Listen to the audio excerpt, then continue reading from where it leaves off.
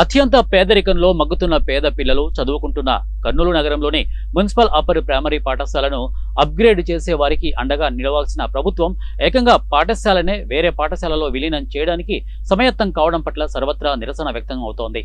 తమ పిల్లల భవిష్యత్తు పట్ల పేద వర్గాలకు చెందిన తల్లిదండ్రులు తీవ్ర ఆందోళనకు గురవుతున్నారు.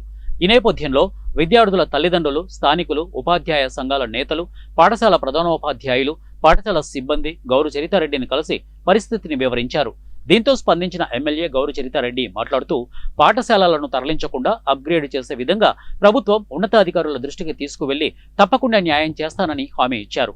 పాఠశాల విద్యార్థుల తల్లిదండ్రులు ఎస్ఎంసి సభ్యుల పాఠశాలను ఉన్నత పాఠశాలగా మార్పు చేయాలని తీర్మానం చేసి విద్యాశాఖ ఉన్నతాధికారులకు అందించడం జరిగింది.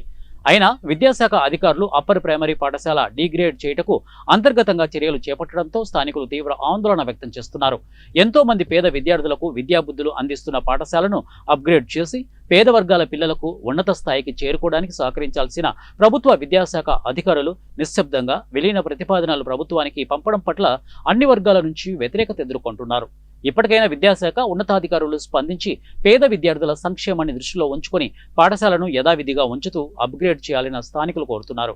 స్థానిక ఎమ్మెల్యే గౌరు చరితారెడ్డిని కలిసిన వారిలో ఉపాధ్యాయ సంఘాల రాష్ట్ర నాయకులు టి వెంకటరెడ్డి, ఈ రాముడు, ముదిసర్ అహ్మద్, అబ్దుల్ గఫార్, పాఠశాల ప్రధానోపాధ్యాయులు ఎస్ మాబూ హుసేన్, విద్యార్థుల తల్లిదండ్రులు, ఇక ఎస్ఎంసి సభ్యులు రేష్మి తదితరులు ఉన్నారు. ఇప్పటికైనా ప్రభుత్వ ఉన్నతాధికారులు స్పందించి తమకు న్యాయం చేయాలని, లేదంటే తీవ్ర స్థాయిలో ఉద్యమం చేపడతామని పాఠశాల విద్యార్థుల తల్లిదండ్రులు తెలిపారు.